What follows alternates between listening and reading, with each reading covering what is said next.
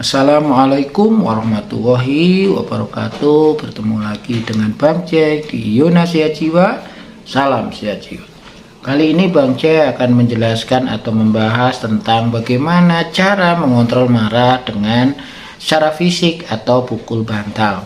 Tentu ini kalau tidak dilakukan secara hati-hati ya bisa saja orang menilai bahwa ODGJ ini lagi ngamuk, lagi marah, lagi merusak bantal ya. Makanya keluarga atau caregiver juga harus tahu bahwa ini adalah salah satu yang sering diajarkan oleh perawat di rumah sakit ya, ketika menyalurkan energi yang berlebihan ya, sehingga pada akhirnya rasa marah kesalnya berkurang ya. Bang saya ingatkan lagi bahwa mengontrol marah dengan cara fisik memukul bantal ini juga tidak bisa mengatasi rasa kesal marah secara keseluruhan, karena memang tidak bisa mengatasi sumber masalahnya atau trigger, pemicu masalahnya, pemicu dari rasa marahnya itu, sehingga tetap ini hanya sementara ya, mengatasi marah secara sementara, tapi bisa untuk menolong ya. Nah, silahkan simak supaya paham dan keluarga atau caregiver bahkan perawat bisa mengajarkan cara pukul bantal ini dengan benar ya. Nah, yang belum subscribe silahkan subscribe, berikan like serta komentarnya ya. Nah, Bang C akan coba jelaskan dulu bahwa yang dimaksud cara mengontrol marah dengan memukul bantal itu sebenarnya apa. Nah, ya cara yang dilakukan ketika lagi kesel atau marah dengan cara menyalurkan energi marah kita yang berlebih itu ke bantal ya.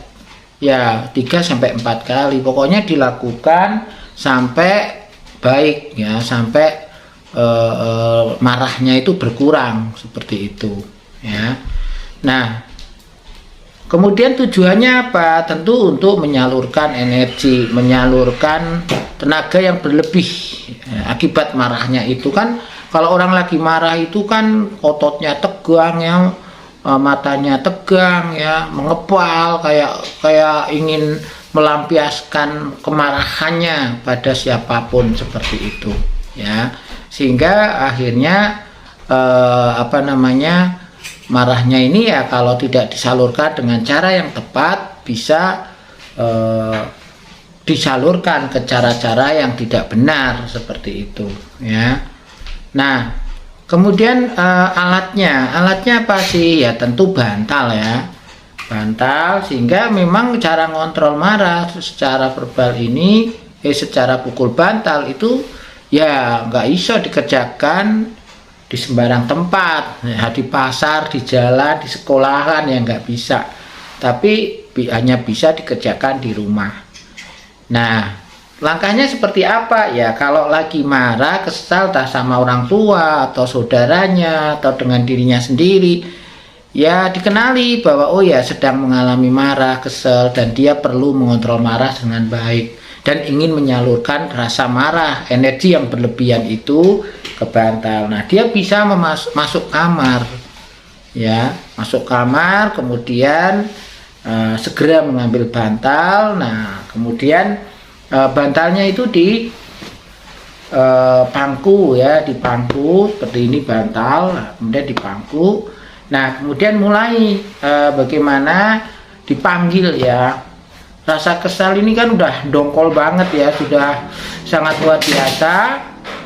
Mulai bagaimana rasa marah ini disalurkan ya.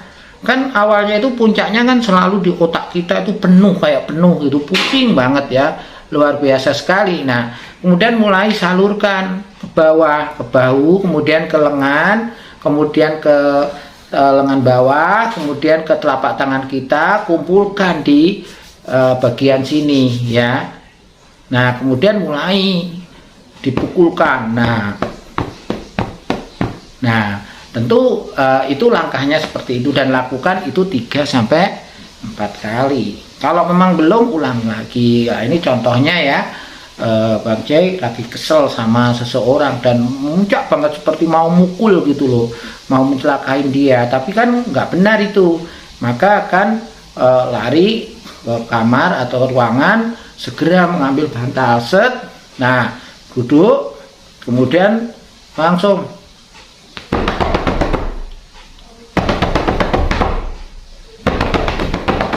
nah, kira-kira seperti itu. Nah, itu ketika kita menyalurkan saja itu sudah pindah ke bantal ini, sehingga apa? Otot-ototnya jadi longgar ya. Energi marah kita itu juga berkurang seperti itu.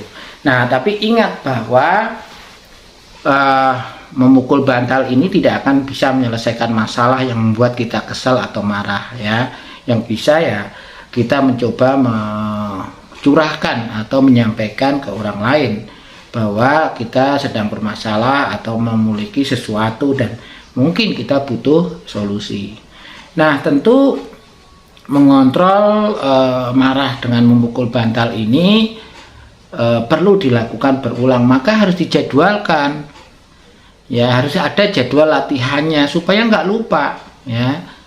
Apa sih tujuannya, apa sih yang perlu dipersiapkan, dan bagaimana cara melakukannya yang benar ya.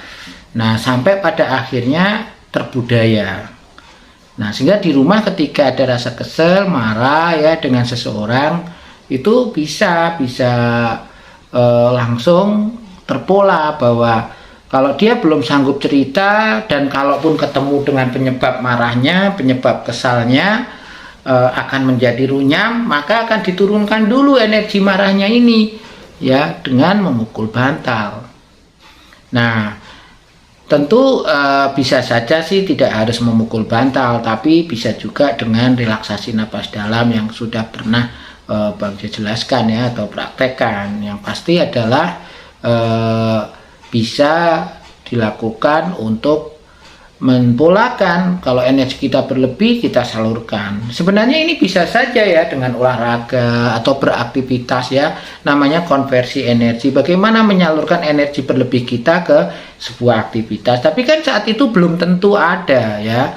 Yang ada nanti piringnya pecah semua, gelasnya pecah kalau kita nyuci piring. Kalau bajunya kita cuci bisa sobek itu. Kenapa?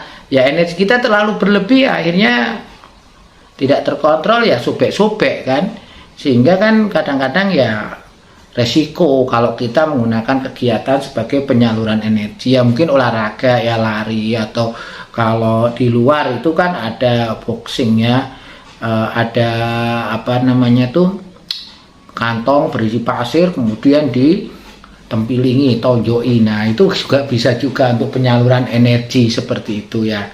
Nah, atau melakukan gerakan-gerakan senam atau apa namanya, aktivitas fisik yang mengeluarkan energi berlebih, itu juga bisa menyalurkan energinya ya.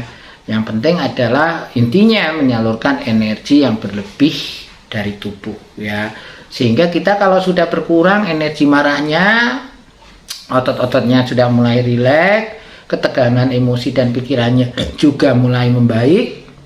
Nah, kita siap untuk bercerita kepada orang lain, sehingga bisa melakukan cara kontrol marah yang lain, yaitu verbal asertif. Kita belajar terbuka kalau ada masalah. Nah, itu akan coba Bang J ulas cara kontrol marah secara verbal asertif ini di video berikutnya ya. Jangan lupa ditunggu dan disimak ya. Terima kasih. Wassalamualaikum warahmatullahi wabarakatuh. Sampai ketemu lagi.